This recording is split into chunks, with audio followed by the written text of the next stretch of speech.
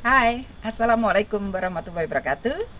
Para pecinta anggrek dimanapun berada, ketemu lagi dengan kami, Anggrek Kepitu.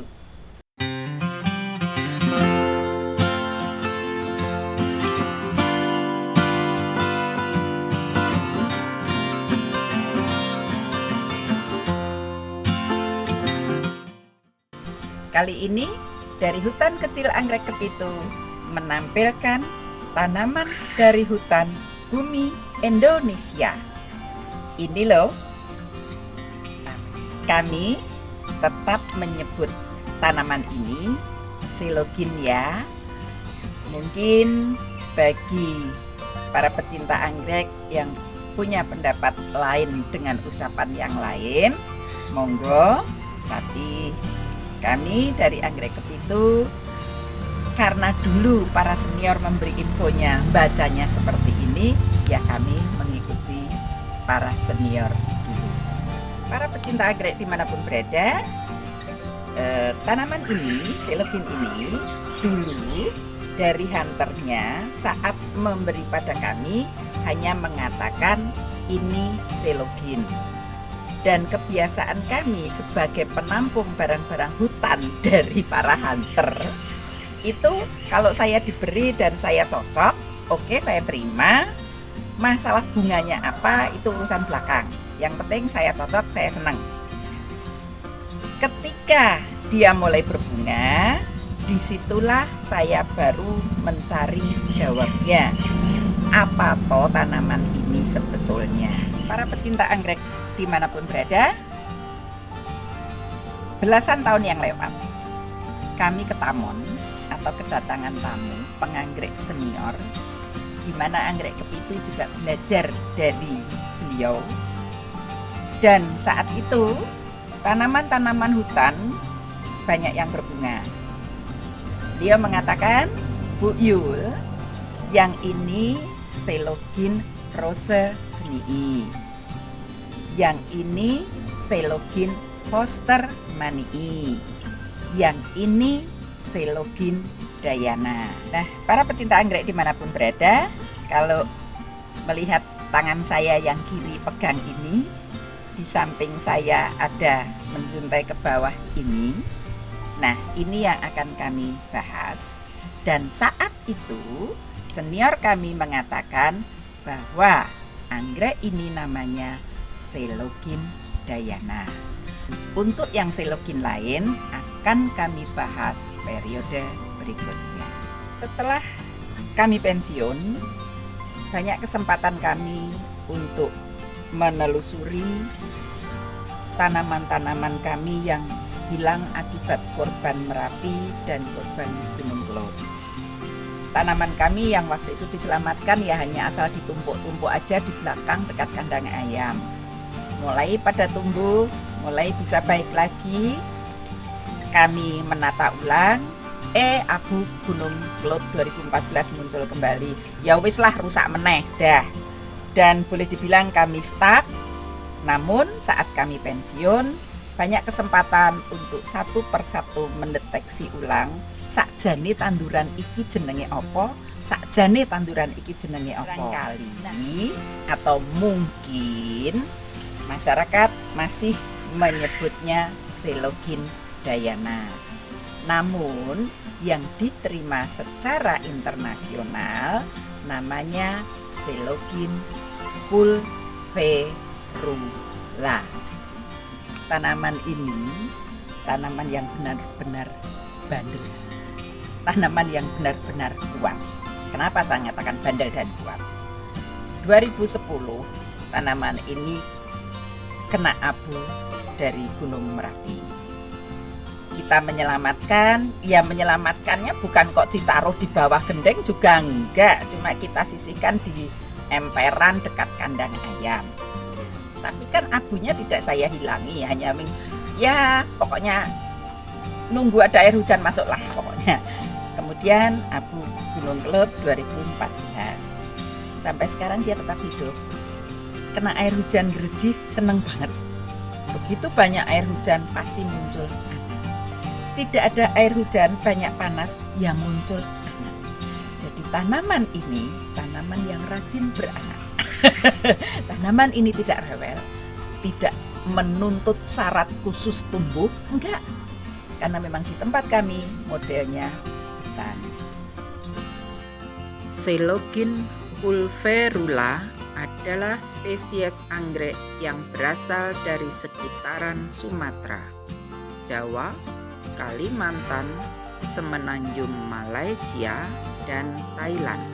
Biasanya ditemukan di hutan pada ketinggian 250 sampai 1900 meter dpl.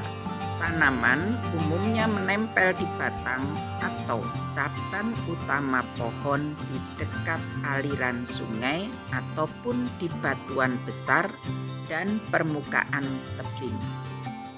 Pertama kali dideskripsikan di tahun 1862 oleh Johannes Elias Leachman dan Simon Benedict pada publikasi yang terjemahannya kurang lebih Majalah Fisika untuk Hindia Belanda.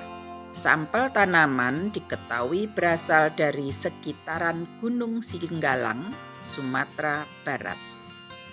Pada tahun 1884, Hendrik Gustav Reisenbach mendeskripsikan sampel tanaman berbeda dari hutan Kalimantan pada publikasi The Gardener Chronicle sebagai Coelogin dayana. Seiring perkembangan sains dan teknologi, Coelogin pulverula dan Coelogin dayana diketahui sebagai satu spesies tunggal. Nama Coelogin dayana kemudian dilebur ke Coelogin pulverula. Nama pulverula diambil dari bahasa Latin, yaitu pulvereus, yang berarti seperti tepung atau debu, mengacu pada penampilan bunga yang seperti bertepung atau berbedak. Di Indonesia sendiri, nama Coelogin dayana lebih dikenal ketimbang Coelogin pulverula, terutama di kalangan penganggrek-penganggrek senior. Ini dikarenakan dulu Coelogin dayana banyak diberitakan sebagai anggrek asli Kalimantan. Nama Coelogin pulverula jarang diberitakan. Coelogin pulverula adalah tanaman berukuran besar. Fisik tanaman, yaitu batang dan daun, memiliki banyak kemiripan dengan Coelogin lain yang pernah kami bahas di video sebelumnya. Batang atau bulb warna hijau, bentuk menggembung mirip telur atau avoid, tumbuh dari rimpang atau rizoma dan biasanya hanya memunculkan 2 daun sekali waktu. Tangkai bunga tumbuh menjumbai, panjang bisa mencapai 1 meter. Muncul dari pucuk batang atau bulb muda yang masih ramping atau belum menggembung dan berdaun. Tangkai yang tumbuh mencapai panjang penuh bisa memunculkan hingga 60 kuntum bunga.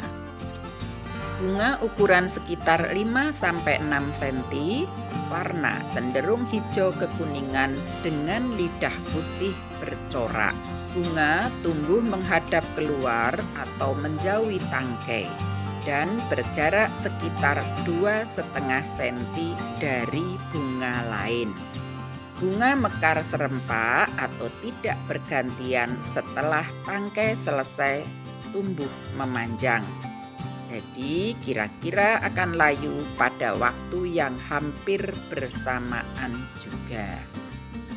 Terdapat sejumlah varian tanaman Coelogin pulverula, terutama dari warna bunga.